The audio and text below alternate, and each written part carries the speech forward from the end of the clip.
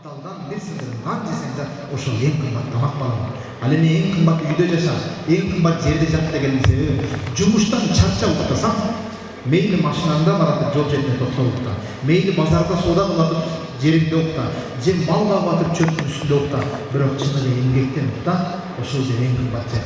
Ал эми адамдарга жакшылык кылсаң, адамдардын жүрөгүнөн орун табасың, адамдардын жүрөгүнөн орун тапсаң, ошол үй эң кымбат үй. Адамдардын жүрөгүндө жашаган деген. Урматтуу биздин кылган эмгек Алатоолу кыргыз эли 6 миллион элдин ар биринин жүрөгүндө жашаган бакыт болсун. Чоң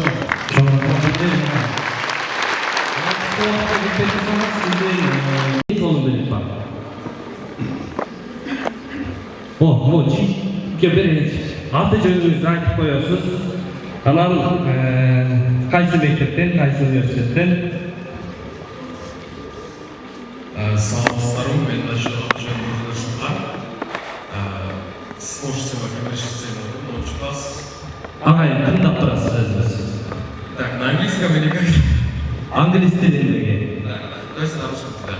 То есть, если ты можешь к своей мечте по-быстрому, как быстро ты можешь дойти, то если ты умеешь бегать, ты должен бегать. Если ты не можешь бегать, но можешь ходить, ты должен ходить к своей мечте. Если ты не можешь ходить, но можешь ползать, должен ползать. А если даже не можешь ползать, любым способом должен двигаться к своей мечте, не останавливайся. Ағай туралы? Баракелде, берек береміз. Ол жағы оның тілінде бапар айтпен, үш бұшма терек береміз. Переводим правильно, так что не подарку головой.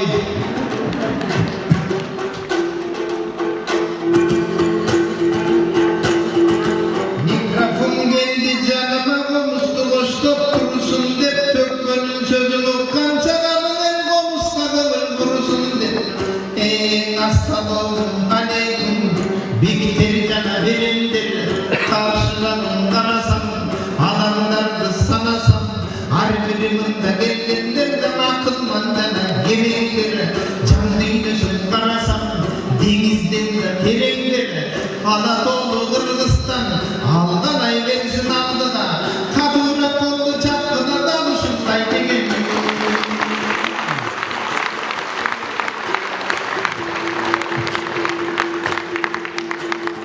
Akıllı gönül bilgen son komus menen gelgen son ırdamay tegenimine. Ustadtardı görgöndö sözüne gömül bölgöndö har bir jandын gömülü çırgabay tegenimine. Agaycın adımlardan Allah Taala'na atayım bedek kılıp bergende Alatoğlu Kırgız cebime. Uzun dolu ömrü ustadtardın uşunday örgünde özüm aldığa çökpösün çügümüle. Kalkanın giyin başına, görünüp gözgön katına, uğlunun oyunu erkenin ağlamasından çaçına, atalar minin kapalar, marulun bala baktına, uzağın bir yaşana, albeştegin kaptadan, caman bir sözün saktadan, atılmak bir yaşlar var, arminin minin maktadan, carattanın olgosun, canına kargacan, jaksalarlar jakında, tut bereki korgosun, kayzın derdi bulsunda, geniştey olup joldosun, adaşınla basmasam, kulduğun olur kudayla, arminin girdin uzayla, can olup canpasam, adettir olup arminin gelin sütün aktasam, amirdir olup ataga, caman bir sözün aytmasam, okuyun dep kelgendir, keleceğin gözlögün, görөгөç bana mergendir, canlı olup janaşmay, caman bir dönüm araşmay, jaratkanın arminin iyiliktir bağınsın, silerdi görgön yaşlarında, başkaları gelip canında, birim biri dostum de, birim biri sakınsın, aylanayın dostlarım, silerim de gelgenge, tөгüp beri dokşodum, aytkanına makul de, görüp beri dokşodum, çakırgan yerge yok debey, makul dedim geldim da, ırdavattan tuldağın urmak sayına geldim da, Anadolu mekenden, alış çakka getkenge, 3 yıl oldu sanasam, bu vakıtın yok dolu, omuzdun adı çetkenge, kayranıp geldim da, akıldığa geldim da, ırdavattan tuldağın, özü görgüm özgöçe çakıldığa geldim da, atanın saldın ulantın, har birine değilip sadalını verdim. Barakallah.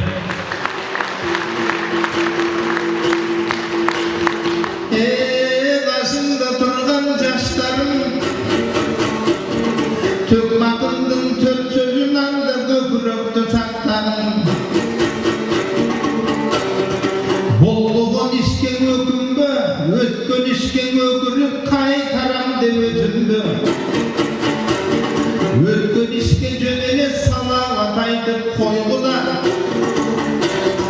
Kafanın duvarı gülgümenen joygular Jaman oy degen kokkular Akılına tutkular Janarı koldu Allah'ın içindeki kurt boşuş Özüldü cep bütülüp Allah'ı cep altında Ananlık andan keyin ardından Sırtta bulun düşülüp Dalışın sыңarı Aykanın ulugalı Jaman oydu janında Saklavasından gülgülü Özüldün özün birleydi Maleketli dağı bir başlavasından gülgülü Ötkön işke jönele Salavat aytıp koydalı Kalgan ömür budaydan razı olup süygülü Anandanın harbirin Çırığındı çekmegin Adaştan yolu etmegin Ateningin ardakta Urmaktagın sıyladın da bir sözündeki ılganın Baktılı olup deseler Ardaktan sıylamatan Urmaktan sıylamapandın Her bir sözün tıldağın Urmaktagın mektepte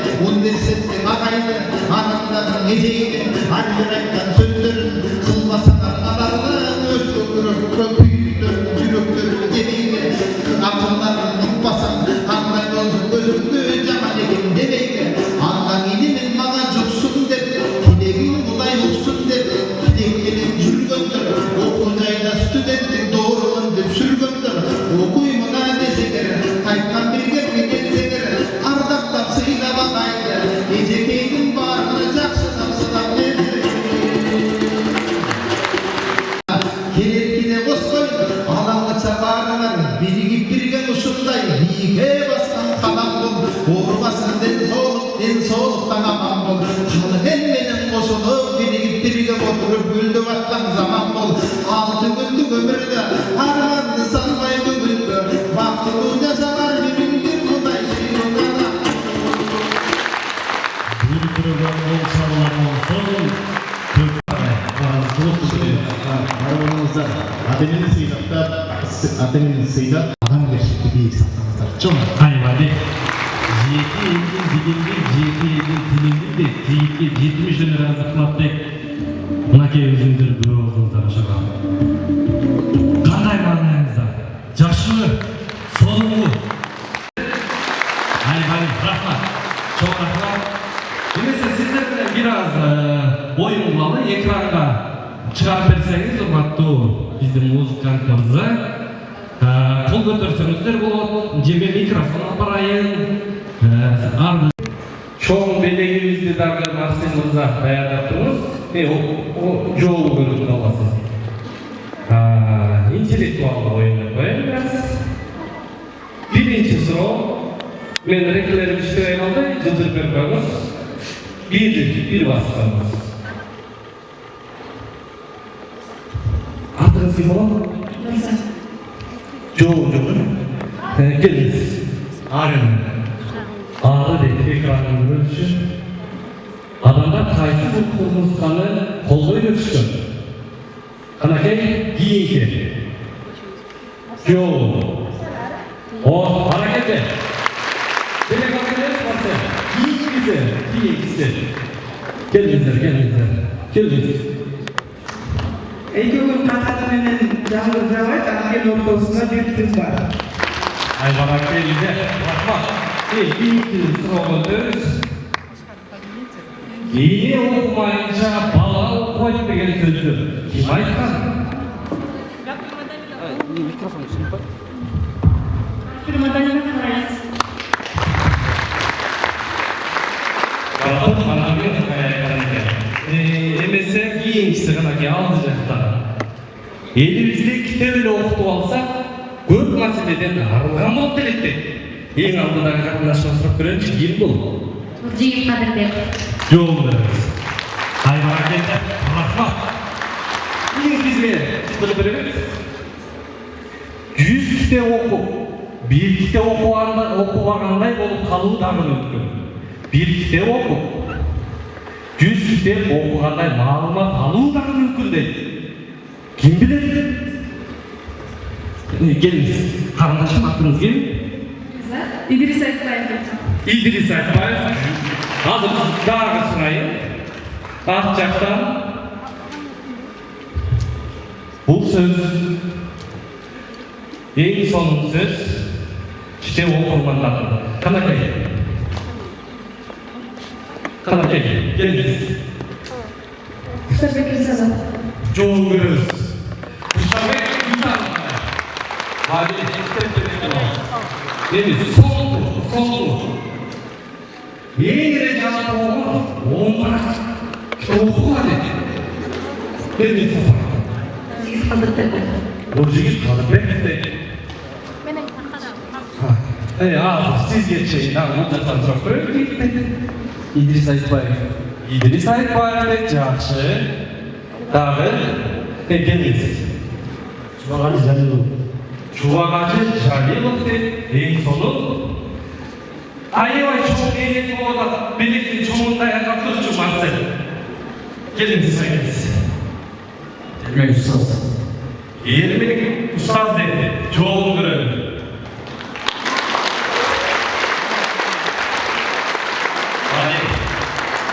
Demek sağlığınızda eğer canlılar çok degende 10 vakit olabilen nasatını ne yaşandı sıçtandırıp verecekler ağabeyçu ağayımız Ustaz Ermek Pınar yolunda.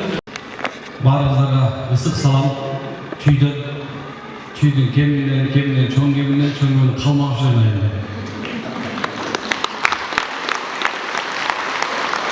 Barınızda Google'dan da bir kalmak üzerine ayrıken az bardı Kırgızstan'da ошақта. Бирок дейин деген азмага чейин депутат молдо менен ылчы молдо барды айтып калды. Мен эмне айтам, бетим түшүндүрбөй. Мындай болуп дегенде бар нерсе үйрөтүп койчусуз депчи, эч нерсе мындай. Мен айтайын деген теманын баарын козгоп салдым. Меники жок эми дегенде рахматчы болуп калган. Колуп койчу. Аллах разы болсун. Ошо боло берсин. Аллах разы болсун. Машаллах. Sizler oynaşınızlar mümkün de.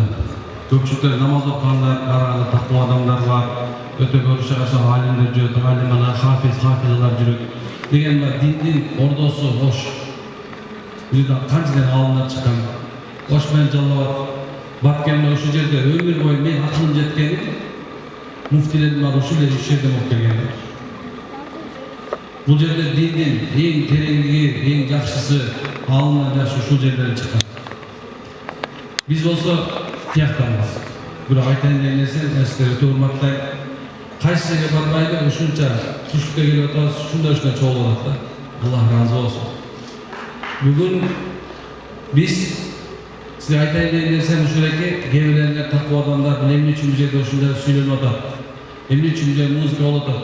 Эмне мындай болуп атат деп ойлогонбуз. Бул же дүйнөлүк формат. Өлүп аткан жерлердин бардыгында динди башкача түшүндүрүп баштады. Башка мамлекеттерге бара турган болсоңуздар, мейли кайсы Америка, Европа болсун, мейли ошол араб мамлекеттер болсун, ушундай форматта болуп баштады. Эмне үчүн көп адамдар мечиттерге бара албай калат экен. Көп убактарда ошо чогула албай калат экен. Эми ошондой дүйнө азыгын, дин азыгын, жан дүйнөнүн рахатын көп убакыттарда ошентип чогулуп болсо дагы айтып болсо, түшүнүп болсо дагы, сезип болсо дагы тапса болот экен деген бул белгиси. Бул бирден жерде аткан жок. Bir kitapten bir adam bir kitap şu özünçe bir format çıkarıp aldı öyle. Bu dünyanın çok bir kılıp yaratkan iş. Bu yerde birinciden adamın kursağın emas, akılını to'g'izib o'tirib adam ko'p ketgan o'shaning uchun mo'g'ullar chaqirib jan uylasin tozalab turgan jeri bo'lib qoldi. Adamlar azıq mezgil kitap tayyor ko'p o'qidi. Kitap shuncha ko'p jina aytib ketdi. Kitapda shuncha ko'p bo'lgandan chiqarib o'tirib turib, bu vaqtlarda ma'lumot ретінде сатып алынып turib, bir qo'yilib qo'yilib o'qilmaydi bordi deb bo'lsa-chi. Biroq kim kitap o'qiydi? Kim ilm o'qiydi desa, kimning yuragida iymon bor o'tirgan bo'lsa, hali biz iymoni bor odam bo'lsa, bu dunyo doimo o'sishdi, o'lishdi ustida bo'ladi. Siz bilan biz shu narsani unutib o'tamiz. İmanlı adam dese namaz okugan, oruç tutkan, acıl tutkan, zeket berip atkan. Oşonda mezgilde jol salып жүрген, sakal boygan, uzun sünnet kiyген, oşo mesjidке барып аткан адамдарды туура. Ал имандын мындай айтканда көрүнбөгөн тарабындагы башка нерсе. Бирок адам намаз окуган болсо, оруç туткан болсо, ажыл кылып аткан болсо, бирок ал бул дүйнөлүк илимдерде артыга турган болсо, ал адам бул дүйнөдөгү нерселерди жосу үммөттү алга сүйрөй албай калат. Ошон себептен о жерде кылыптан иштен бардыгы имандуу коом эле эмес, балки илимди да коом болсок, илимди да үммөт болсок деген нерсени алдыга тартуу үчүн болот. Караңарда мен айтып атам экен, мен таанып айткан бирок көп жакшы сөздөрдү уктум, агайлар бар экен, айжейлер бар экен. Ушундай бир мына биякта Ош шаарында, Кыргыз элине, Кыргыз мамлекетибизде көптөгөн салымдар кошуп атканыңыздар бар экен. Алла абдан ыраазы болсун. Ушул жерге чогулуп ушуну уруп атканыңыздар.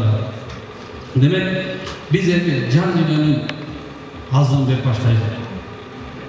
Алхамдулилlah, бул эң жакшы сөз. Кайсы сөзгө? Алхамдулилlah. Аллага мактоо болсун деген сөз.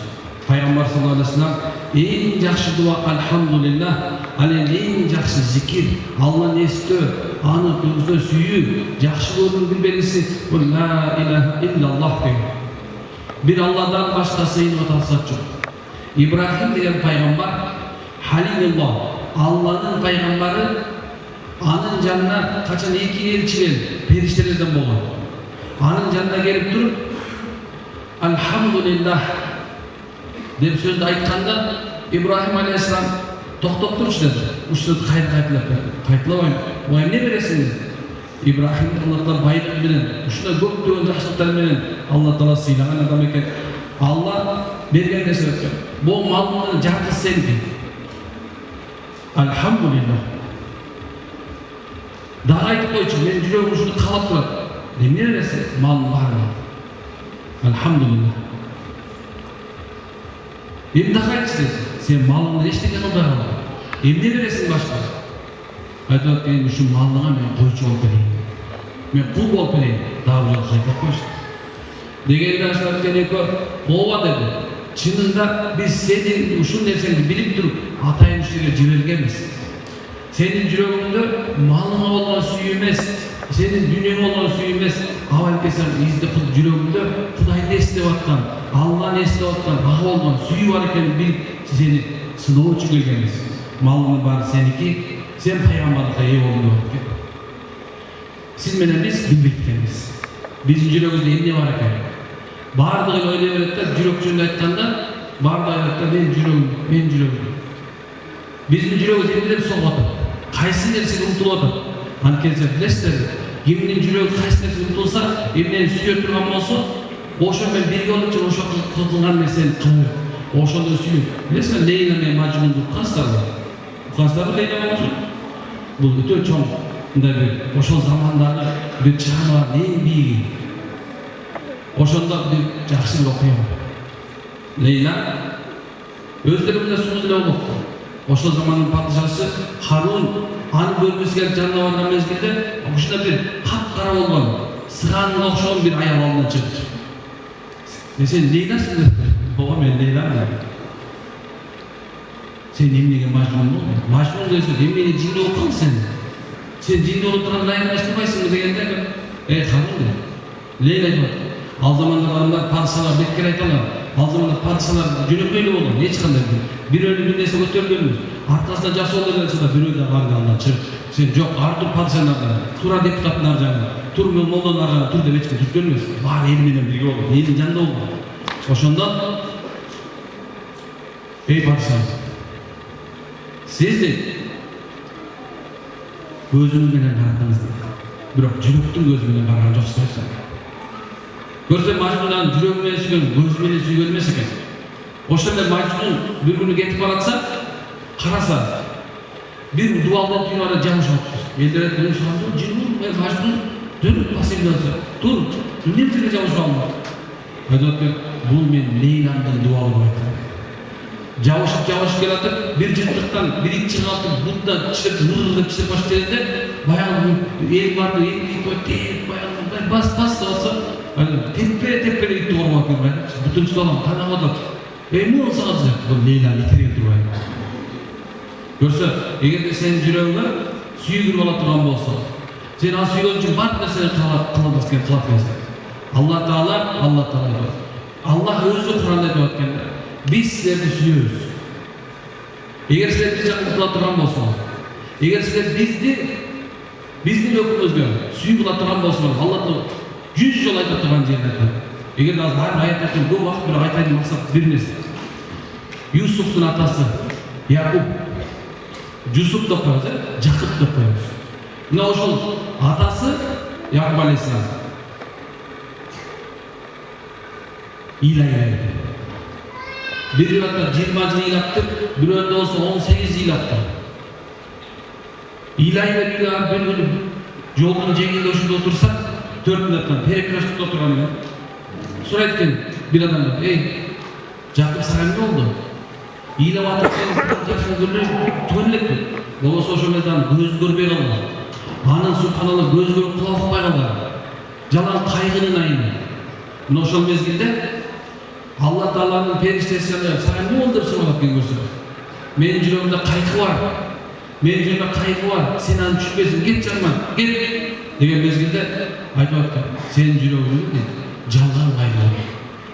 Эгерде сен ушуну чыгарбасаң, бир жүрөктөн экөөнү болгон сүйүү болсо дейт, бул кайгыдан чыга албайсың дегенде Якуб алейхиссалам пайгамбар да. Пайгамбарлардын эмнен толук болгон, алар максул күнүдөн таза болгон, ушундай адамдар эң таза, пикири таза адамдар. Ошол zaman, ey Allah, astagfirullah ve atubu ileyk. Ey Allah sizden keçirim sorayım. Ey Allah, var mı tövbe kılam degende al düşündü. Görse anın süyüsü bu dedi onu. Allah'dan da doğru köpekti bu dünyada. Özünü bolasına olan süyüsü doğru köpekten sebebini Allah'a kaygı vermiyor.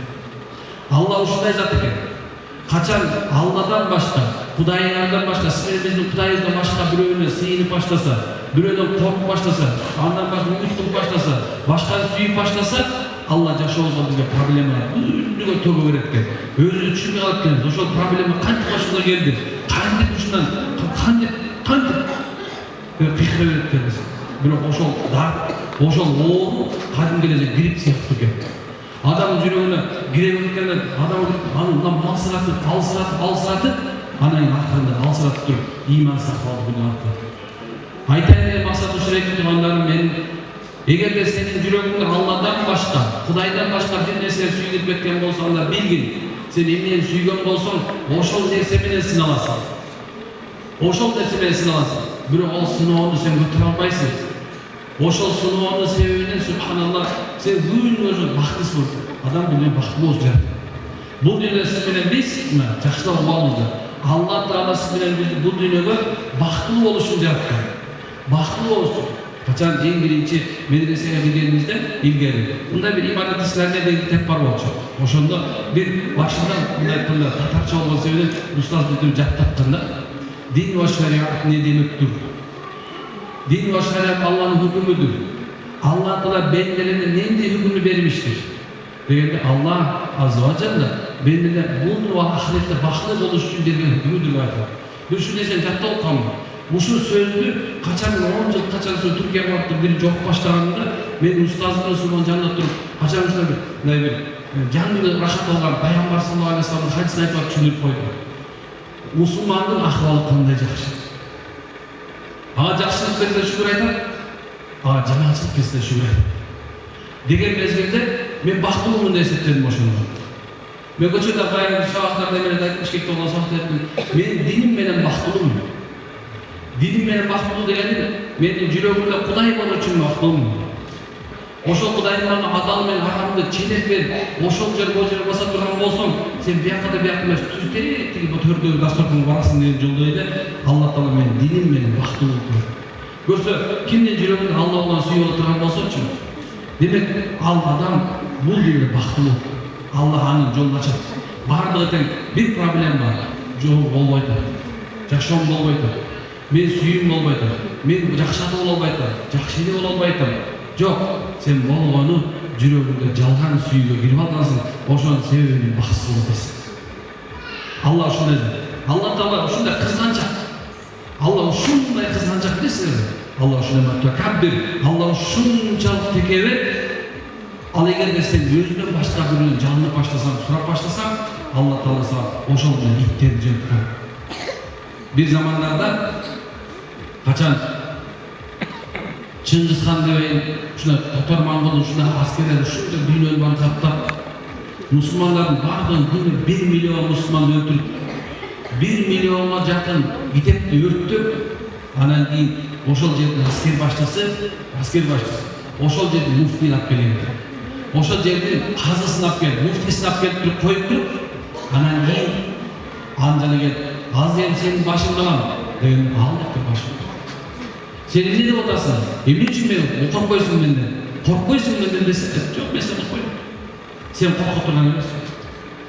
Сен болгон итсиң деп. Бул чоң сөз. Сен бир ит деп аткан болсо чыдайт белең. Эч ким чыдабайт болчу.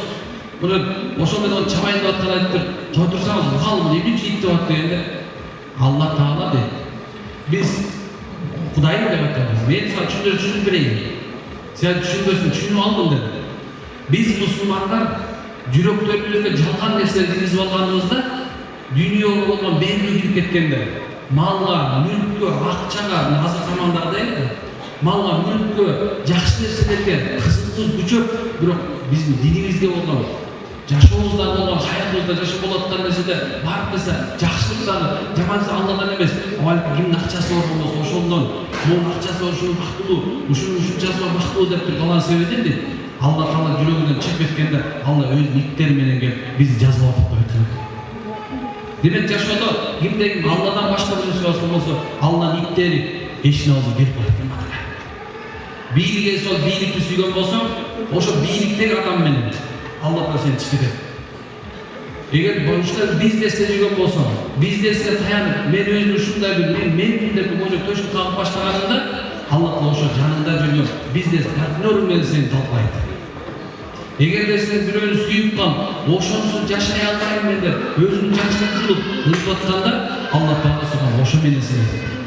Урматтуу тууганым, келиңиздер. Жүрөктөр тазалайлы. Пайгамбар саллаллаху алейхи вассалам көп айткан бул жөнүндө. Билесиздерби?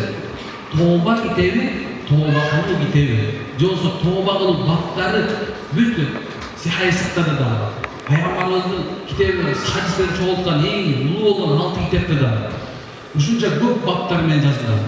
Алла Таала Куранда да ушуну айткан. Адам алейхиссалам качан Адам атабыз, сиз менен биздин атабыз, туугандар, сиз менен биздин атабыз бир эле, энебиз дагы бир. Биз бир эле жерден келатканбыз. Биздин тагдырыбызды Алла Таала биз Адам ата жаралеттеген 50 000 жыл мурун жазган. Жок болчу да Хавва ой эле жок болчу. Ошо 50 000 жыл мурун Алла Таала тагдыр жазып койгон. Демек, бүт нерсенин баары ошо Адам алейхиссалам качан бул дүйнөдөн бейиш дүйнөсүнө бул дүйнөгө түшүп аткан мезгилде ал ушунча кейиди. Аттын кылбай эле койсо, кантип жолун таап, кантип мен кечирим сурайм деди. Бейиште түзмө түз сүйлөшкөн. Жабырейил жок болчу. Алланын кылы өкүп угуп турган. Бейиште ушундай. Бейиште жок деген нерсе жок. Мен дайым айтам да, бул дүйнөчү бул жашап аткан дүйнө. Убактылуу дүйнө. Бул дүйнөдө эч ким болбойт. Бир нерсе айтайын да. Биздики деп аткан дүйнө биздики эмес. Мына машина минип келди. Ал сиздин машина эмес. Чын айтам. Жашап аткан үйчү, ал да сиздики эмес. Керек болсо бул мамлекетибиз да биздики эмес. Бул үй, бул жер жүзү да биздики эмес. Бул болгон нерсе убактылуу тура турган жай. Эч ким бул жерден эч нерсени алып кеткен эмес. Сулуу жүзүн алып кеткен эмес. Байлыгын алып кеткен эмес. Эч нерсе алып кеткен эмес. Ошондой эле биздин бул жөнүндө биз боло Алла Таала ушундай деп айтты. Халакал маут вал хаята лияблувакум айюкум ахсану амала.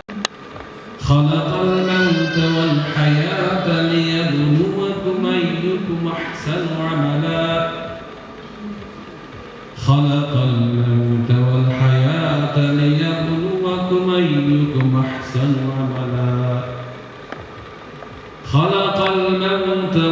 الحياة ليبلوكم أيكم أحسن عملا. 7 кырат 10 кырат мен окуп берсем болот азыр. Бирок дейин дегенинчи Аллах айтат. Эй адам баласы. Эй Мухаммед үммөтү. Эй эркек, эй аял, эй кыз, эй кайнене, эй чоң апа, эй чоң ата, эй күйөө бала, эй эркек. Биз өлүмдү жана тирликтү лиябулуакум айюкум ахсану амала. Силердин араңардан ким жакшы амал кылар экен деп эсептеткан. Бул дүйнөнүн бул жерде жашап аткан тирлик менен өлүп өлгөн ордосу сиз менен биз бул дүйнөдө жакшы амал кылыш эле жатабыз. Жакшы иш кылып өтүшүбүз. Бирок карасаң, жакшы иш кылсаң өзүң үчүн, жаман иш кылсаң өзүң үчүн. Эч качан унутпагыла, намаз окуп атасыңбы? Сен намазың менен башка менен жакшы кыла албайсың, сен өзүң үчүн. Бирөөнү өлтүрдүңбү? Сен өзүң үчүн жаманчылык кылдың. Башка үчүн кылган жоксуң. Эгерде сен курсаң токпу, сен өзүңдүкө эле ток, башка бирөөгө ток эмес, унутпагыла. Эч качан мүмкүн эмес. Жакшылыгың өзүң үчүн, жаманчылыгың өзүң үчүн. Же сага каршы, же болсо сага пайда келтирет. Адам атабыз жерге түштү. Кыйналды, кысталды, акырды, ушундай эмне кыларын билбестен жерге башыңды ушу пешенени унутпагылачы. Бул пешене. О, Кудай деп саждага жыгылмай. Бул дүйнө бекерден жашап жүрдүм. Кимдин пешенеси саждага жыгылмай өтүп кеткен болсо бактысыз. Кээбир айтып атат го, мен динсиз жашайм. Мен жашап жүрө берем деп. Мен тилде жашашып келбекмин. Жок. Ал жашай эмес, өзү жашасын. Мен жашап өзүм кааласам жылам. Кош мен тоңго шапкым келбейт. Жок, бактысыз. О, бактысыз. Анткени билесиңби? Сен жыгылыш үчүн келген. Сен атаң адам жыгылган. Ошо адам жыгылганда 300 жыл жатты дейт. Саждада. 300 жыл жаттырып. Раббана. О, мен жаратуучум. Заламна, мен өзүмө зулум кылам. Фагфирлана. О Аллах, сен мени кечир. Раббана заламна анфусана ва ин лам тагфир лана ва тархамна ланакунанна минал хасирин. Ey Allah, айтып ey Allah, жөнбөс, ey жаратуучум. О жаратуучум. Мен өзүмө да зулум кылам. Жок, мен жөнүнө зулум кылган жокмун. Анфусана, өзүмдүн жаныма зулум кылдым, башка бирөөнө эмес. Сен мени кечирмесең, мен бүгүн акыбал болмойм. Деп бир качан дуа кылганда Алладан үн кылдым. Пендем сен кечирдиң. Бул дүйнө белгилүү мөөнөткө келгенбиз. Белгилүү мөөнөткө, белгилүү убакытка келгенбиз. Демек, урматтуулар, бир туугандар менен, мусулмандар менен, жаны мен Аллах таала үчүн иштеп турган баарын жакшы көрөм. Бизге душман болгон бар, Аллах таала үчүн жек көрөм. Унутпагыла, пайгамбар кимден Аллах таала үчүн жакшы көргөн болсо, ал эми унутту. Ким Аллах таала үчүн жаман көргөн болсо да, ал да унутту. Аллах ушундай зат. Унутпагыла, келгенсиң анан Аллах таала ар бир адамга убакыт берген. Мына ошол убакыт нээси бардыгыбыз. Менде 24 саатым бар. Мен бирок 24 саат кандай өткөрө турган болсом ошого жараша сурап коем. Ким айталат менде 23 саат менен бар. Ким айтат мен 22 саат менен бар. Эч ким айта албайт. Билесиңер ушул нерсени? Бардыгын 24 саат берген. Бирок ошо 24 саат сенин байлыгың. 24 саат ушул жерден ар бириңердин байлыгына артка көңүл чыгап көрмөй. Өткөн нерсени эч ким оңдой албай. Артка бурсаң, артка көңүл көргөндө жазды. Жашооңдо канча нерсе өткөн болсо эч качан кайта албайсың болду. Мүмкүн эмес. Артта калды. Эртең эч ким билбейт. Эртең эч ким билбейт. Эмне болорун, кандай болорун, кантип жашайсың, бактылуу болосуң, бактысыз болосуң билбейсиң. Бирок азырчы. Мен аз бактылуумун. Бирок силерчи экиси бактылуусуңар десеңер ушул. Мен бир бактылуумун, силер бар эки бактылуусуңар. Анткени Алла Таала мага сүйлөөгө мүмкүнчүлүк берди.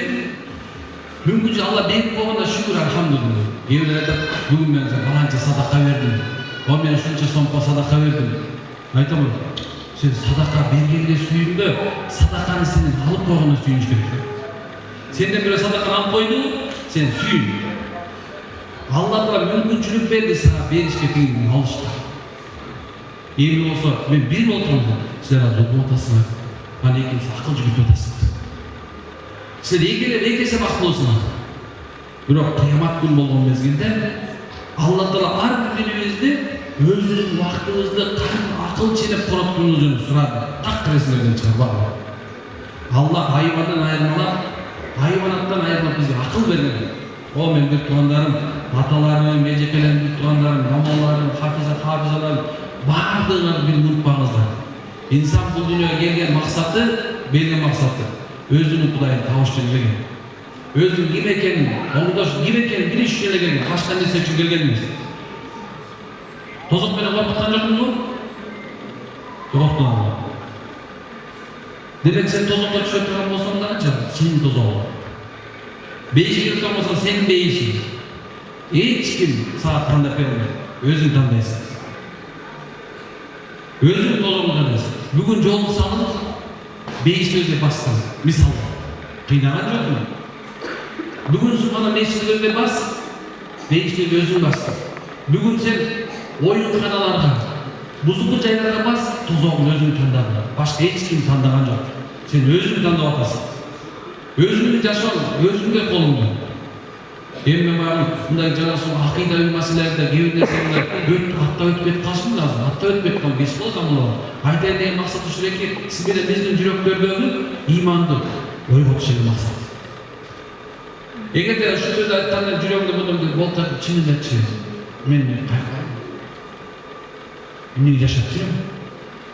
Мен уйдадым, уйбадым кече болгон мал керек болсо, уй, жылкы, кой. Эртең чатыр тогайда берсиң, ал кечке чейин чөп келип, биринен жуушайт, кечинен курсага тогонуп кайрып, кулгуп туруп, анан кайрып чайдай берип берсиң. Бирок биз адамбыз да. Биз айбан эмеспиз да. Аллах кафырлар жөнүндө айтат. Мунафык эки жүздөр жөнүндө, алар тозокко чыккан жөнүндө айтып атат. Алар айбан. Алар айбандан да төмөндө айтат. Биз жөнүндө эмес. Алар ошол жөнүндө, алар айтты, Кудай жок дейт. Башка өкмүн акырам мен, каалагандай жашайм. Менин денем меники, мен каалагандай жок. Биз айтабыз, о Алла, менин жаным да сеники, менин малым да сеники, менин амалым да сеники. Мен ушун баары сен үчүн деген себебинен биз чыныгы адам болуп эсептейбиз. Сага эсеп кылган мурда сен өзүң эсеп кылган. Бул сөз Hazret Умардын улуу сөздөрүнөн. Сага эсеп кылган экен мурда. Сен эсептеп, эмне үчүн мындай жашап келдиң? Эмне үчүн мындай кылдың дегенден мурда, эмне үчүн мен мындай жашашым керек? Эмне үчүн мен үстүмө эсеп болуш керек? Деп өзүңдү эсеп кыла турган болсоң, демек субхана чыныгы момун боло эсептелет деген шүрек. Жашоонун маңызын аткардым. Жашоонун маңызы бери деген сөз. Адам бул дүйнөдө дайым жаңы. Жаңылбаган жаат өдүрбөстү тияк болбойт. Унутпагыла. Эгерде бүт адамзаттын баардыгы голи болуп кеткен болсо, бир да адам күнөө кылбай кала турган болсо, Алла Таала ошонун арасынан бирөөнү күнөө кылдырыптыр. О Алла кечир деп айтып койгонбуз. Ушундай экен. Бул да каталыктын дүйнөсү. Бул да ката кылбаган, жаңылбаган адам болбойт. Бул дүйнө жаңылдын дүйнөсү унутпагыла. Анткенсе субханалла бул биздин дүйнө ички тредиябызда бар. Биз жаңылабыз. Ой менен жаңылабыз. Пикир менен жаңылабыз. Жан дүйнөбүз менен жаңылабыз. Мамиледе жаңылабыз. Соодадабыз жаңылабыз. Баардыгыбыз жаңылып турабыз. Анткенсе жаңылбай турган болсо бул жерде алып көрүп турсаңдар, мындай биздин роботтор программа түзүп башка жок. Алла Таала ошон үчүн бизди адам кылды. Ошон үчүн бул дүйнөгө жөнөттү. Биз ошон үчүн жашайбыз. Бул дүйнөдө биз өз күнөөлөрүбүздү кылып алган күнөөлөр үчүн тооба кылыш үчүн жашайбыз. Күнөөлөрүбүз үчүн кечирим сураш үчүн жашайбыз. Жакшы амалдарды кылып калыш үчүн жашайбыз. Күнөөдөн тартыш үчүн жашайбыз. Жакшы амалдарды көбүрөөк кылып калганга жашайбыз. Кылыш үчүн жашайбыз. Бирөө өмүр бою ага ишти.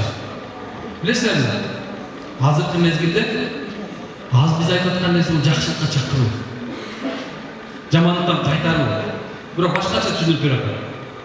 Эгерде жакшылыкка чакырылбай гана турган болсо, араңарда чоң даңгыла болсун, аалым болсун, молдеке болсун. Бирок ошол жакшылыкка чакырбаган себебини анын баласы залым болуп калышы мүмкүн. Бирок көрүп атабыз, ушундай бир алкаш болгон, жашоодо безип кеткен, кыйналган кишинин, мындай айтканда эң жаман адамдын жакшылыкка чакырган себебини ошонун баласы аалым болуп, араңар менен молдо болуп калып калып турабы? Демек, сенин жакшы жүргөнүң менен, эгерде сен бирөөнү эскертип турбасаң, өзүңө өзүн эскертип турбасаң, эсеп кылбасаң, жан дүйнөңүн оңдоштун аракетинде болбосоң, өзүңө өзүң, анда сен эле бузулбайсың.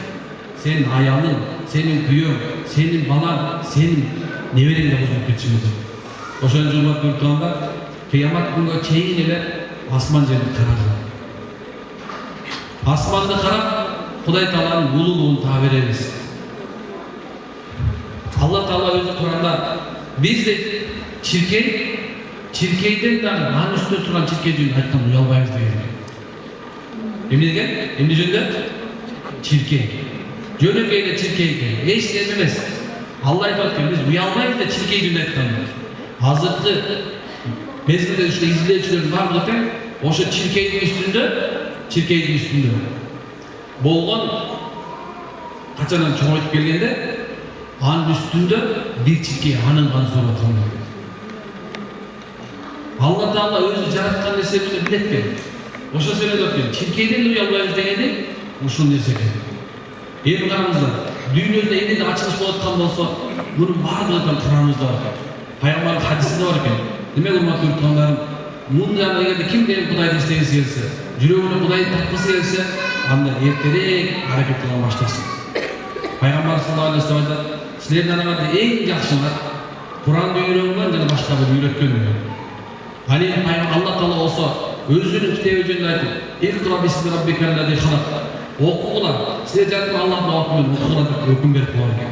Демек, мына азыр болуп аткан иш-чаралардын баардыгы тең жөнүндө болуп аткан жок. Ушул иш-чаранын ичинде болуп аткан нерселерге көңүл бурубуздар. Мындай ар бир китеп. Аз мен айтып койду, күндө болбогондо 10 бара окуш керек. Бул нерселер мен дайым апамдын бир өзгөчө бир салымы бар.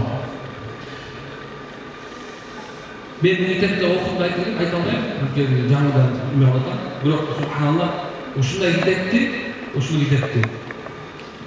бир жарым күндө окуса болот.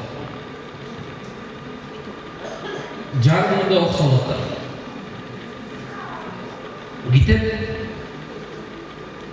эгерде сен жашооңо берген болсо, анда эң сонун бир дос таап алган болосуң.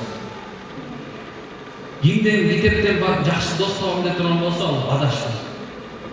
Анткени бир качан башымда иш түшкөндө, мен өзүм башыма иш түшкөндө, качан ушул силердин алдыңа турганга чейин мени башкача чапканга аракеттешти. Сиз анда сүйлөп турганга чейин, азыр ушул мезгилге чейин субханалла такты жок кылганга чейин аракет кылышкан. Жок кылып ушундай интернет аймагында ушунча катуу жамандаган, акырында соң ошо жамандалган баардыгы ушундай экен. Өзүм алдыма келип азыр орун жүрчүм. Чын, бул баштан өткөн. Ошол мезгилде эч ким калбай калды. Мен менен тамак жаткан, чай ичип аткан, ушундай бир баягы ушундай сен молдоке жанында жүргөн, машинесин алдына коюп аткандар, акчасын алып аткандар, бирөө да калбай калган. Бир дагы субханалла, телефондор өчүргөн, заблокирование болуп калган. Жок. Ошол мезгилде качан мен бирөө эле калган ушул. Ушул китеп калган болчу, ушундай китептер калган. Китепканамда китептер, анан өзүм эле жазам. Өзүм менен жашап, ушул эле акырында жүрөктөн пирс болуп жүрөм. Көрсөң бул дүйнөдө чын эле сени сүйөм деген дагы чыдап кетишиң, сени жакшы көргөн сүйүп чыдап кетишиң, сен менен сенсиз болбойт деген чыдап кеткен. Бирок Азирети Муавия радиаллаху анху китеп ушундай бир дос дейт. Андан каалаганыңызды убакта пайдаласып, бирок сага эч качан зыян бербейт.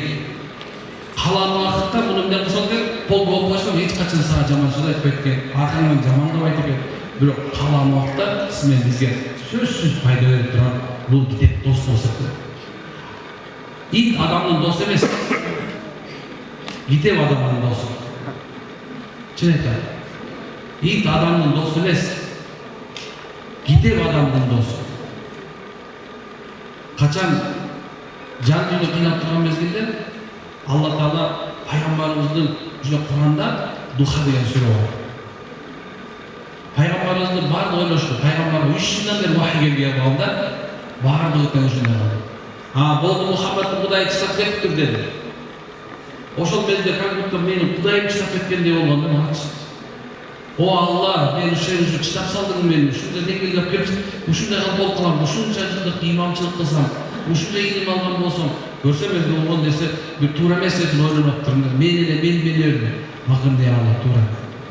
Сен мен иттерменен таптырдың, бірақ чыныгы достарым айырба мен дегенде, ошол түнү Алла Тағала өзү мен жүрөгүмдө ошо Куранды жүрөгүмө салды.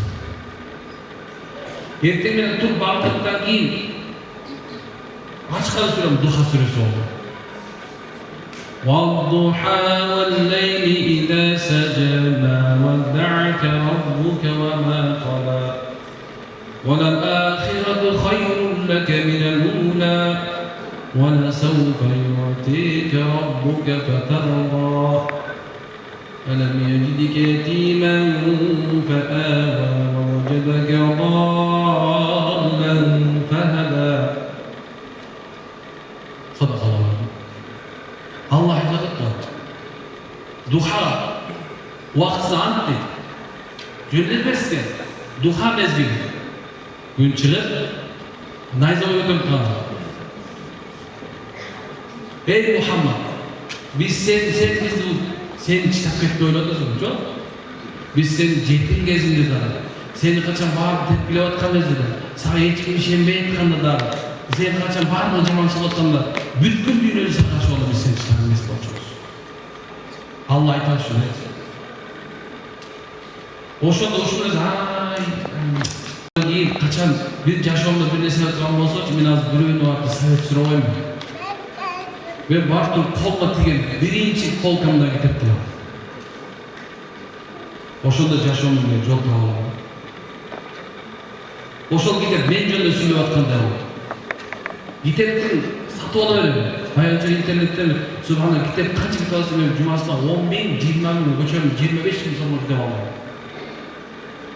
Китептерди су айта беришет да, эмнеге мынча китеп су баарын окуп саласың? Жок. Мындай чоң полкага жинай берем. Баардык китептерди окуп салыш шарт эмес. Качан керектүү убакта ошондой маалымат ала алсаң, демек сен чыныгы китеп окуган эсептелесиң. Аракет кылыңыз.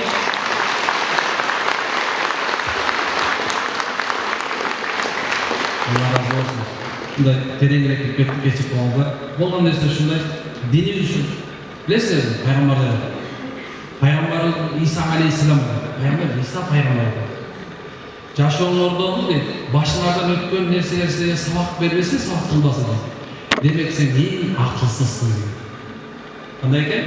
Жашооңдо болуп өткөн нерселер сенин жашооң болгон нерсе. Жаманы жамандай, жакшылыгы сага сабак бере албаса, сен сабак ала албасаң, эң акылсызсың. Пайгамбар болсо Müslüman deyip, bir teşke düşkönden keyin ekінші жол ал тешке түшпейт деген. Демек, жаңылбасча мүдүрбөсү туяк болбойт. Бирок субхана жаңылсаң да, мүдүрүлсөң да, эгерде сен Кудайга кайрылып, Кудайдын жараткан илимине кайрылып турган болсоң, анда сөзсүз туура жол табабыз. Алла барга ырайымына болбосун. Чоңуңузга уста. 3 мүнөттө кетпей турсаңыз уста. Ар бир айтылған сөз ақыл болса, ұққан құлақ мақұл болады екен. Ұстаз ушунча келгенден кейін биздин жалпы эле бүгүнкү семинарыбыз канчалык пайдалуу экенин текшерип, кайтарып байланыш кылып көрөйүн. Мына мен кызыктуу оюн ойнотоюн деп атам. Бир букет китеп ойнотом. Ұстаз, бир экинчи ойнотосуң. Экинчи ойнотосуң, биринчи өзүңүздүн. Жарайт. Первый Стас Муналков.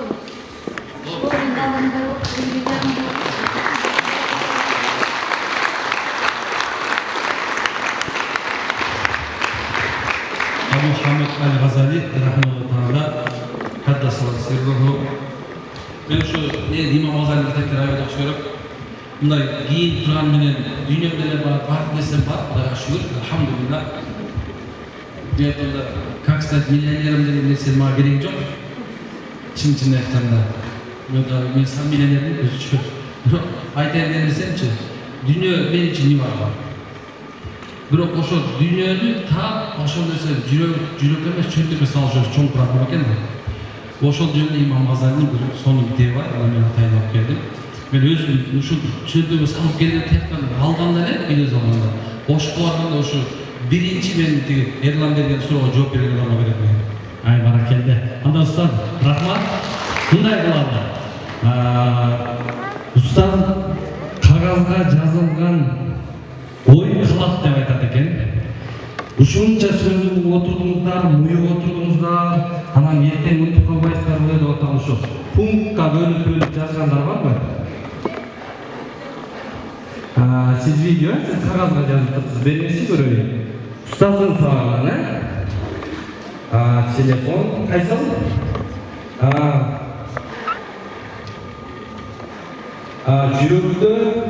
Жүрөктөрү эмнени жакшы көрсө ошол нерсе менен сыналасың, кийин бактылуу болуу үчүн билген башка, кылган башка дейт жашоо өзү, китеп, бата,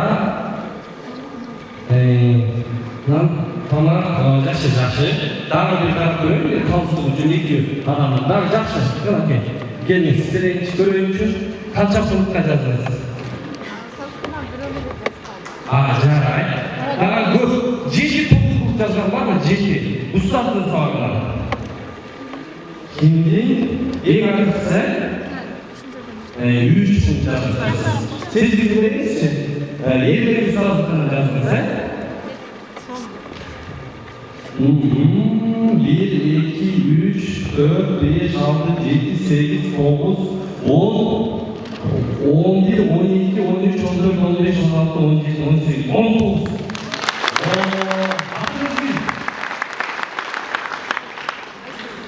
Aysuğu, mektup stüdent ekan. Ustoz sizning sizning aranızda o'tirib, ba'zida yozibdi, telefonlarda yozibdi, zapis qilibdi. Biroq bu qarindoshimiz 19 punkt bilan belgilab yozibdi. Men shu uyushtiruvchilarning atidan kitobni qilayin.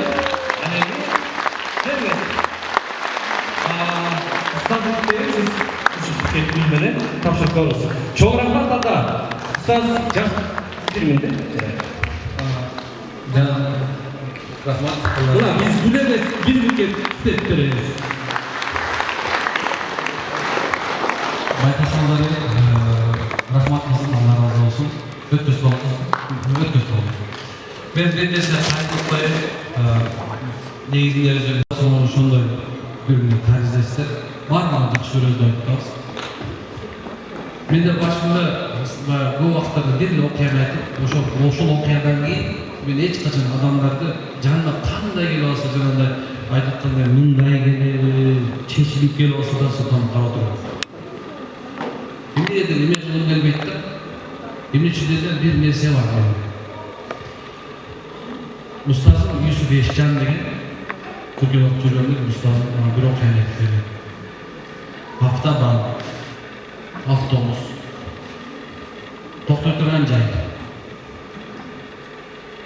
market, supermarket, benzinxona, ayollar mechiti, erkaklar mechiti, bir mashinaga to'xtadi. Al yerda jinoyatchilar chiqdi. Javob o'zib ketdi. Islomda subhanalloh bir kichik jinoyatchilik qilsa jinoyatchilik deydi. Nega ekanda? Ana ustoz aytadi, bu deng qanday qarab turib, o'shunday turbayda qo'ysang nima bo'ladi? Bu tozoqqa tushadi, tozoqli dedi. Ichida suyushlar ko'zimni. Ko'zimga tozoqqa tushadi bu. Avtobusdan tushib qo'y, turamas deb tushib turib, ana erkaklar namozxonasida namoz o'qib, ana qayerga chiqib kelatsam dedi. Bayaq men tozoqda o'tganaya mechitdan chiqib dedi. O'shanda o'kir iylagaydan ko'zimdan yosh sholqin vaqt etib Ушундай акты мен түшүндүм. Юсуф, эч жаным аз куруп калса, сен сырттан томбучуп адамдардын жүрөктөрүн билип калдың беле. Сен акмак болдуң. Сен өзүң тозокко күйө турган болдуң деп аял көп кыйнадың деп. Ошол мезгилде, ошо түрк мамлекетинде эгерде аялдын иши жанакындай өзүнө формасы болбосо, эч качан жумуш калган эмес экен. Ошондой кийинип алып жүрбөсө болбойт экен, офистик жумуш. Биз барганыбызда да ушул костюм кетип, мындай костюмда отуруп, анан ушундай жүрбөсөм, мен жалсам мен эгетим деп билим берүү борборуна киргизбейт болчу. Мындай курс повышения квалификации. Киргизбейт болчу, академия киргизбейт болчу. Ошондо ушул сабакта айтат эле, Эрмек, сен Кыргызстанга барганыңда эч качан адамдарды сыртынан карап тонбошпо. Балким сенден да ыймандуу болуп калышы мүмкүн. Сен аны тозокко салып 5 миң албайсың, бирок Кудай аны ошого өз жок. Сен могу эскертип кой деп айтчы. Ошон үчүн канымда сиздер кээбилериңиздер мындай бир жүрөктөрүңөрдө кыжалатчылык нерседен чыгыңыздар. Кудай Таала баардыгын жакшы көрөт, баардыгын жакшы көрөт. Бирок субханалла кимдегим Аллах үчүн өзгөрүүнү кааласа, Аллах үчүн субханалла мындай бир Кудайга, пайгамбарга жакпаган жашоодон чыгыш үчүн Кудай пайгамбардын динине туура отурган жашоо менен аракет кылып, жүрөгүңөрдө субханалла өзгөрүү болуп, Алла Таала анын пайгамбары каалаган өзгөрсүңөр, анда Кудай сөзсүз жакшылык жетсе. Ассаламу алейкум ва рахматуллах. Орныңыздан туруп, устазга рахмат сөзү болсун, кол чапкыңыздар.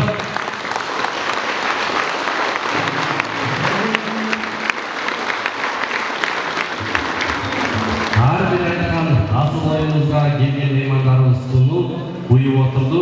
Кадырлуу коноктор, урматтуу меймандар, апалар, ысык тамак уюштуруучулардан тартылат.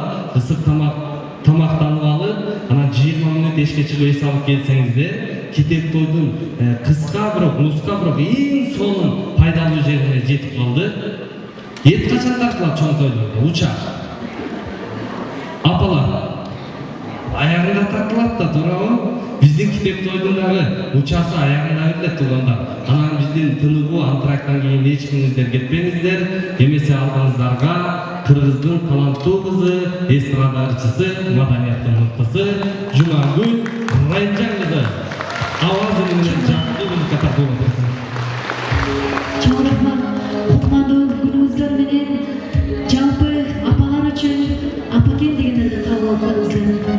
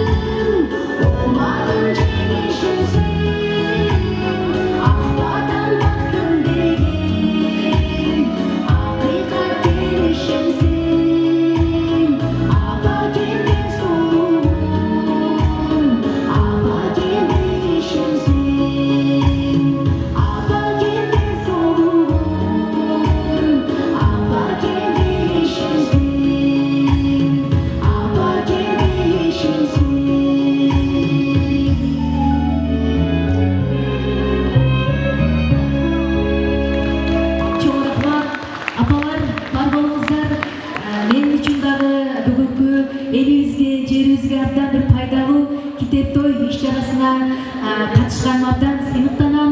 Барыңыздарга бардык жакшылыктарды каалайбыз. Ал эми жалпы жана устаздар айткандай, аталардын дагы бул жашоодо орду абдан чоң. Жалпы аталардын урматына атакел деген ырды да кабыл алып коюңуздар.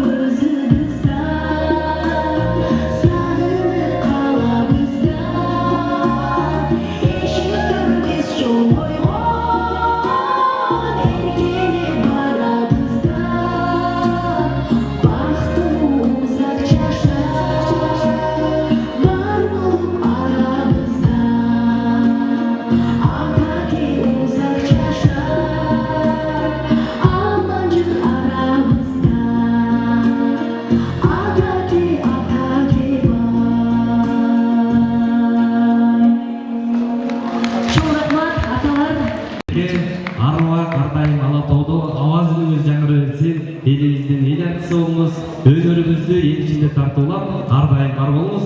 Ал эми биздин уюштуруучулар атынан сизге гүлдестенин ордуна букет китеп. Чоң рахмат. Бар болуңуз.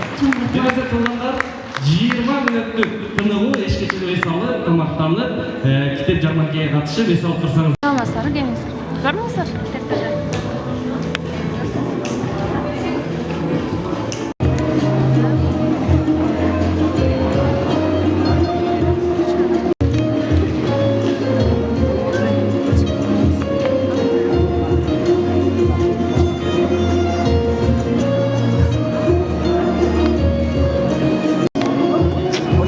кийин түшүргөн болсо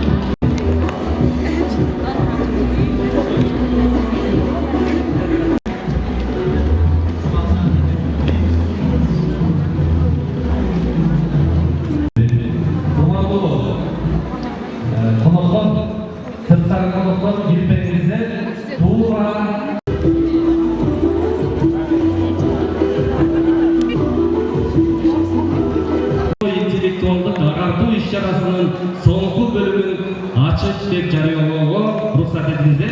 Сиздердин кол чабыңыздар менен.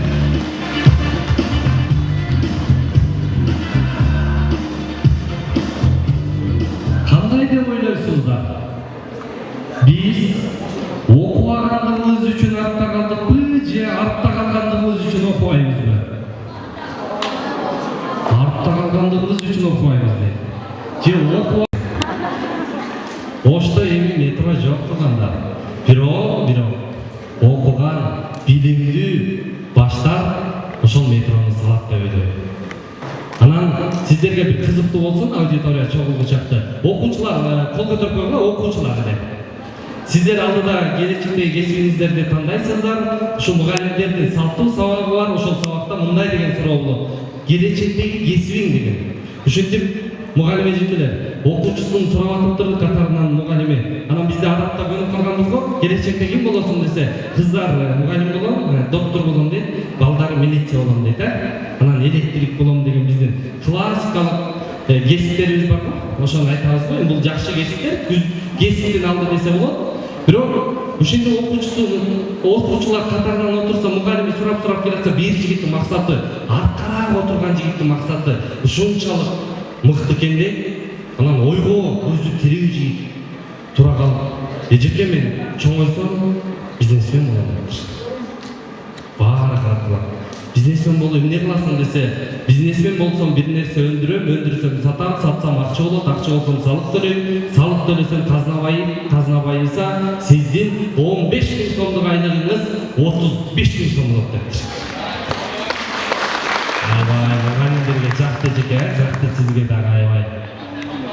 Анан дагы балам не кыласың десе, менин 2 үйүм болот, бирөө Борбордо, экинчиси Лондондо.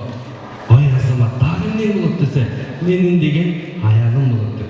Балам тирегиңе жет, кабыл болсун. Кана сен отурбай, турчу балам, сен айта кой. Чоңойгондо сен ким болосуң десе, тиги баланын максатын уккандай өзүн жоготуп койгон экен. Токуржан экен аты. Токуржандын аялы болом деп койгон экен. Түшүндүңүздөр, айтор. Ошо максаты жок адамдар, максаты бар адамдардын куралы болот экен. Максаты жок өлкөнүн жаштары, максаты бар өлкөлөргө курал болуп берет экен. Ошон үчүн баарыбыз максаттуу бололу, китеп окуйлу, билимдүү бололу, Кыргызстан дүйнөгө илим саткан өлкөгө айлансын. Эмесе иш-чарабызга жагымдуу жан берүү үчүн кайрадан укамдуу музыка менен алдыңыздарга жогорудагы биздин агартуучу офицерибиздин эстрада ыры болсун. автордук чыгарма Мансур Кубанычбек уулу. Сагыныч ырым менен сагындыңыздарбы студенттер ата-энелерди? Эмесе кысалык чекти жазган сагыныч ырым болсун. Мансур Кубанычбек уулу.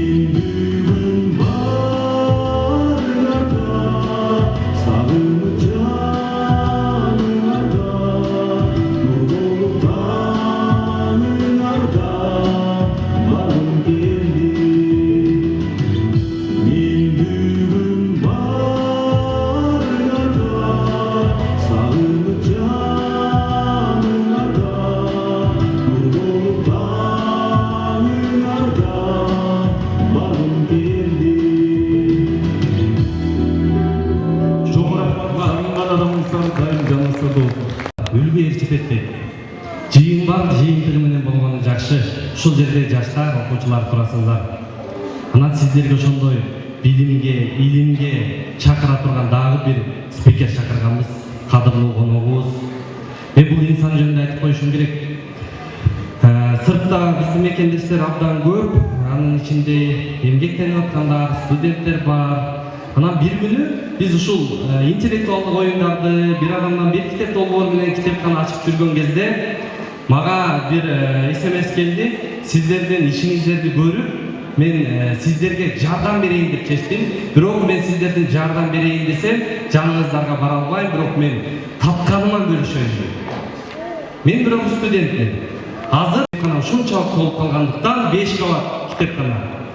Мен тепкичте отуруп китеп окуп турам дейм.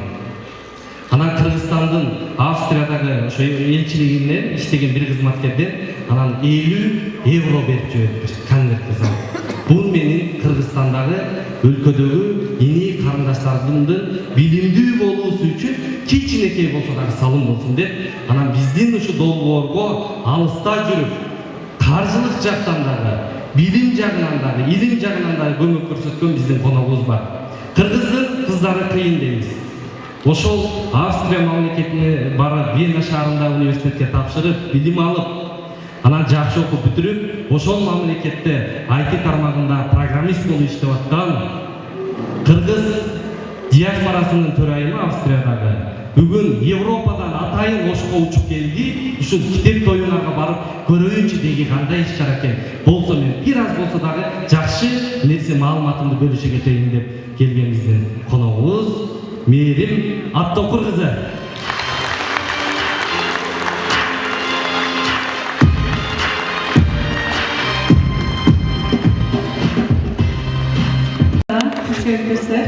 Бүгін барлықтар осы алтын алдын уақытыңыздарды бөліп, білімге суарылып, өзгөрлүгү, өнүгүүгө суарылып, ушул жерде отурганыңыздар үчүн аябай кубанычтамын, аябай Кыргызстанда ушундай өнүгүүлүү китеп тойлор көп болуп аткан аябай кубанычтамын. Барлықтарга чоң рахмат ушул жерге келип, вакытыңыздарды бөлүп угуп отурганыңыздарга.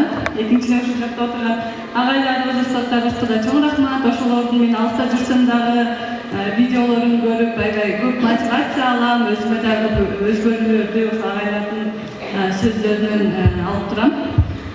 Бул жакта дагы Эрлан, бул китеп бир китептен бир адамдан бир китептин жетекчиси Эрлан, сага чоң рахмат. Биз башынан бери биз чоң окуганбыз, бир тасты чоң окуп бүтүргөнбүз, чоң жүрчүбүз, мыкты инсан аябай башынан аябай мен ишенчимин бул өзгөрүүнү киргизет депчи. Ошол өзгөрүү мына Кыргызстанга киргизди. Андан кийин дагы Өзбекстанга чыгып келди, башка мамлекеттерге, Москваларга чыгып келишти. СМ жакка дагы өзгөрүү киргизет, эми дүйнө жүзүнө дагы өзгөрүү киргизесин деген чоң ишеничим бар.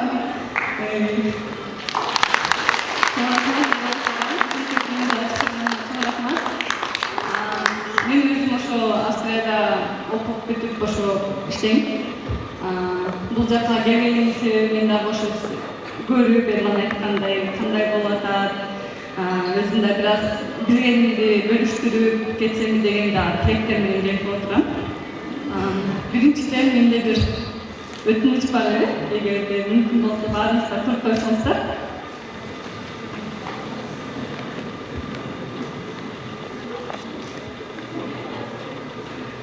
Буга чейин сонун сөздөр айтылды, сонун тилектер айтылды, ошонун баары кабыл болсун. Анан ар биринин максаты бар, ошол максатка жетүү бул ар бир адамдын өзүнүн койгон иши болуп эсептелинет. Эми мен силерге бир нерсе айтам, ошону кайталап, бул капталы кайда, бул капталы айтсаңыздар болот. Анан баары керек. Эми бир жакка кара. Сен максатты билип кой, сен дүйнөнү өзгөртөсүң. Ушуну айтканда сиздерде кандай эмоция, кандай чувство болду? Чоң рахмат. Эми отурасыз. Азыркы учурда аябай көп нерсе мүмкүн болуп калды, кылуу. Мындан бир 5 жыл мурун балким бир аз кыйын болчу, ошо Европа жака же негизи чет мамлекетке чыгып окуу кыйын болчу. Азыркы убакта аябай мүмкүн болуп калды. Аны бир гана каалоо керек. Ошо каалоонун аркасынан ошону кылуу керек да. Азыр деген мисалы мен мынтип айтсам, жок мен кыла албайм, менин колумдан келбейт. Бул менин ишим эмес десем, ошол бойдон бир эле тумбучкага тагылып калып калам да. Ошол мен ал сөздү айтып, мен кыла алам. Кыла албасам дагы бул менин колумдан келет, мен кылышым керек деп өзүңүздөр ошол аракет кылсаңыздар, ошол нерсе ишке ашат. Бул менин бир анча ойлоп жүргөн нерселерден дагы байкасам болот. Себеби мен азыркы бүгүн мына Идрис Айтбеков агайыбызды мен 2019-2018 жылы Германиядан Гамбургдан көргөм. Аябай кыйын иш болчу. Отуруп алып сөзүн уккум келет да. Аябай уккум кетким келбейт. Нутигит агайды мен видеодон көрөм, YouTube'дан көрөм, мындай. Бул менин да бир эме болчу, каалоом болчу. Нутигит агайды мындай өзүнүн жакын көрөйүн деген. Кудайга шүгүр бүгүн ошол насип этиптир. Агайдын өзүнүн жанына кучашып элем, бирок буюрса барып учурашам. Ошон үчүн ушул каалоолорду туура коюш керек. Ошол туура коюлган каалоону туура аткарыш керек. Бүгүн каалоо кылып коюп эле, ошону кайра калтырып калбай, ошону кылыш керек да. Анын да бир нерсе, ошол кылган нерсени же болбосо алдыга койгон максаттарды багыраак бетине жазып, ар дайым мисалы бүгүн муну кылам деп деле багыраак бетине жазып койсоңуздар, кийин кайра ойлосоңуздар, 4-5 күн жолбосу бир жума өткөндөн ойлосоңуздар, ошол ишти кылган болосуздар да. Ошол себептен мисалы бул мүмкүн, баарын кылуу мүмкүн. Ошол нерсени гана сиздер кылышыңыздар керек болот да.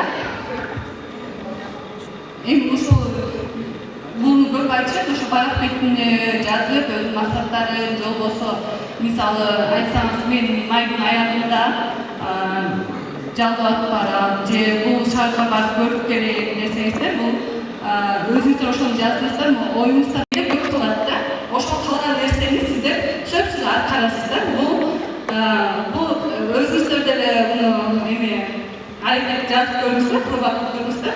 Анан бир күнү мындай өзүңүздөргө ойлонуп, кийин көбүрөөк жаза баштайсыздар да. Көбүрөөк максаттарды алдыга коюп, көбүрөөк ой тилектерди жазып, каалоолорду жазып баштайсыздар. Анан кийинчерээк ошонун эмеси пайдасы көп дейт.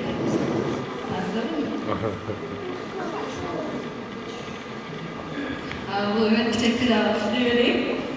Мен ошо айтып кеткендей, кылсаңар болот, баары мүмкүн азыркы заманда, баарын кылуу мүмкүн деп, ошол жолдорду айта кетейин деп, информация берип кетейин деп келип отурам, мындайча айтканда.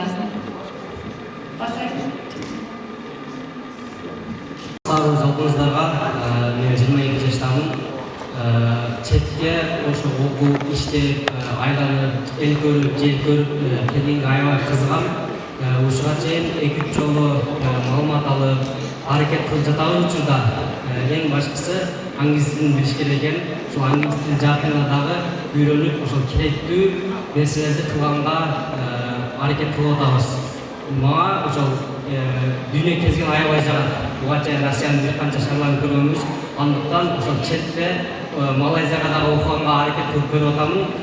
Эң башкысы мага ошол жер кезген, эл көргөн, жер көргөн аябай жагат. Ошого аракет кылып жатам буюрса. Буюрса, кандай кесиптин ээси болоюн деген максаттарыңыздар бар?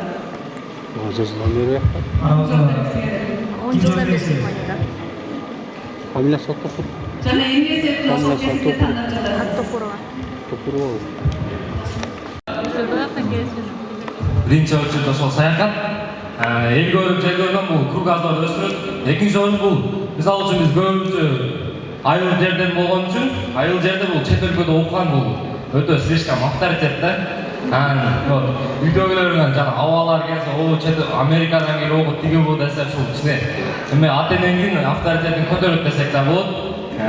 Үчүнчүдөн бул образование чет өлкөдө образование жакшы деп ойлойм. Бирок Кыргызстанда деле жакшы. Бирок ал жакта мындай көбүрөөк мындай жакшыраак окуусуңдар деген чет өлкөдөчү.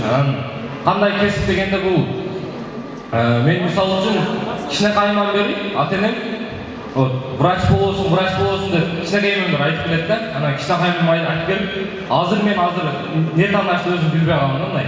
Врачтан башка кесип алдыма чыкпай жатат да. Бирок мен жүрөгүмдөгү эме жеке ишкер деп ойлойм. Заман өзгөрүлөт да, бул заман өзгөргөндө эмнеде? Бул электронный болот, баары дигитал болот, баары онлайн болот да. Биздин ата-энелер эми ошол күнү ал кезде эч кандай сотка жок болчу, эч кандай интернет жок болчу да. Ошол себептен мурунку убакта менин деле ата-энем айтышы мүмкүн да, врач болосуң, мугалим болосуң деген сыяктуу профессиялардычы. Азыр эми баары заман өзгөргөн сайын, мисалы адам, бала өзү каалаш керек да. Эгерде сиз жеке ишкер болом десеңиз, демек ошол жеке ишкерди аракет кылышыңыз керек да. Ошону мен кылам деп өзүңүздүн жүрөгүңүздө мындай врач болом деген нерсе жок болсо, каалооңуз жок болсо, бул кыйын болуп калат да. Ошол врач болууну аткарыш бул ата-эненин эле тилегин аткарыш керек албетте. Бирок өзүңүздүн жүрөгүңүз менен кыла албаган ишти бул эч качан майын чыгарып кыла албайсыз да. Ошон үчүн ар бир адам, ар бир бала болобу, кыз болобу, чоңдор болобу, ата-эне болобу, ар бир адам өзүнүн жүрөгү менен кылган нерсени кылыш керек да, аткарыш керек. Ошондо ошол иштин майын чыгарып аткарат. Сиз системасы бир аз өзгөрүүнү бир аз жакшырып баштады, дагы жакшырат деген ойдомун. Австрияда болсо көптөгөн университеттерде окуу системасы бул жакка салыштырмалуу чоң өзгөрүш бар. Өзүм барып көргөндө бир калган болчумда университет окушундай болду экен депчи. Ал жактан болсо мисалы университеттерге тапшырса болот. Ал жакта эң белгилүү университет бул Венский университет, Венский техникалык университет, анан Венский экономикалык университет. Булар болсо Европа боюнча Венский университет 37-чи орунда турат, техникалык университет 118-чи, экономикалык университет 41-чи орунда турат да Европа боюнча. Бул мени айтат, бул деген ошондой Европанын ичиндеги университеттердин эң жакшы деген университеттер катарына кирет деген сөз да. Бул дүйнө жүзү боюнча Венский университет 119-чу номерде турат. Техникалык университет бул 184, экономикалык университет 57-чи номерде турат. Экономика университети бул көбүнчөсү ошо бул жерде байка айтып кеткенде жеке ишкерлер үчүн же болбосо экономиканы өнүктүрөм дегендер үчүн көбүрөөк колдонулган университет да. Эми окуу программалары Европада кандай? Же Австрияда мисалы көбүнчөсү инженерия жагына көп басым жасайт, медицина жагына басым жасайт, жана бизнес жагына көбүрөөк басым жасайт, экономика, бизнес жактарына. Бул жакта окууга тапшыруу кандай жолдор көрөт? Эгерде сиз 11-чи класстын аттестаты болсо, 11-чи класстын базасы менен эле ошо Австрияда окууга тапшырсаңыздар болот. Жана магистратура, бакалавр эки окууга тапшырса болот. Бул жакта карьера мүмкүнчүлүктөр эң чоң. Эгер өзүңүздөрдүн карьераңызды окуп бүткөндөн кийин ошол боюнча иштеп, кайра ошол өзүңүздөр иштеген окутуңуздар менен Кыргызстанга келип, дагы өнүктүрсөңүздөр аябай сонун жетишкендер болуп эсептелет. Келип койгула, бактага келип бериңиз. Жыйынтыкта эми туугандар баарыбыз бата кылып чогуу эле чыгып кетели, туугандар. 8 мүнөт чыдап берип коюңуздар. Ыктыярчылар келип бериңиздер. Бактагай бир адамдан бир китеп долбоорунун республика боюнча жетекчиси, ушул Москвада филиалын түптөп, кыргыз мекендештерди китеп окууга агартылган деп жүргөн биздин жетекчибиз Бакыт Камчыбек уулу. Ассаламу алейкум, урматтуу мекендештер, замандаштар. Тургулат.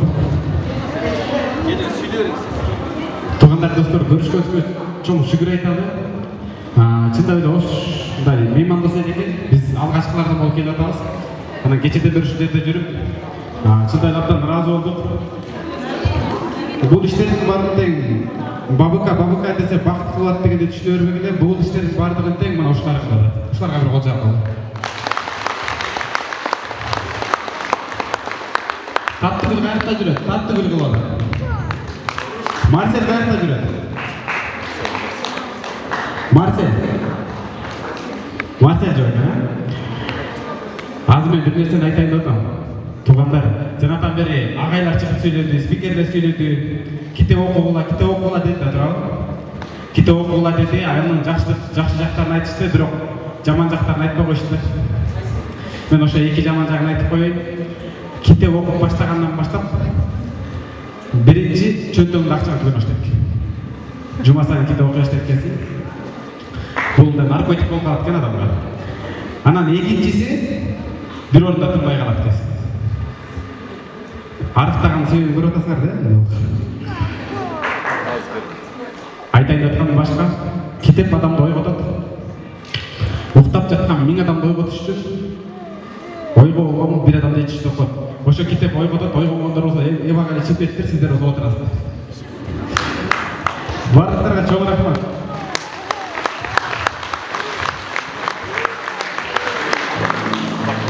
Эртеден бери устаздар айтты, агайлар айтты, эми биз хикаяны башканы тимеле коелу, бирок бир нерсе сүйлөшүп алалы, келишип алалы.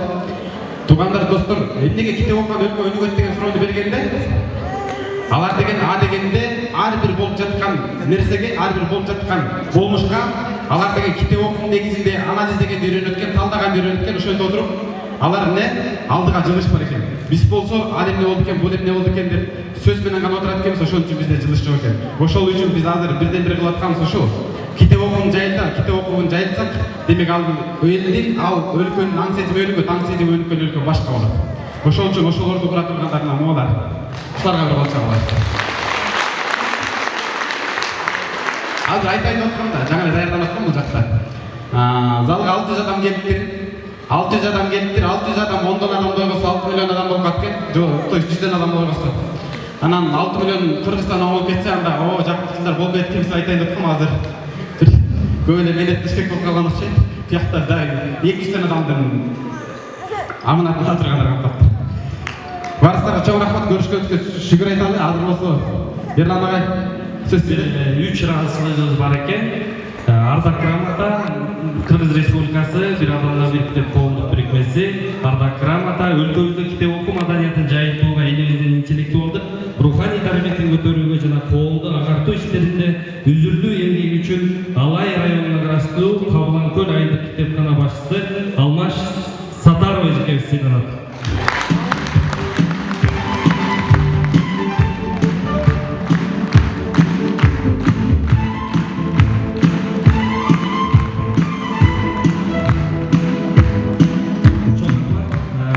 Элибиздин руханий интеллектуалдык өнүгүшүнө китеп окуу маданиятын жайылтууга жана билим баалуулугун даразалоого кошкон зор салымы үчүн Элдорадо Гранд ресторанына ыраазычылык билдиребиз. Администрациядан бирөө келип Ошондой эле дагы бир ушундай ыраазычылык катыбыз менен өзгөчө бир инсанга Манапов Асан агабызга келиңиз.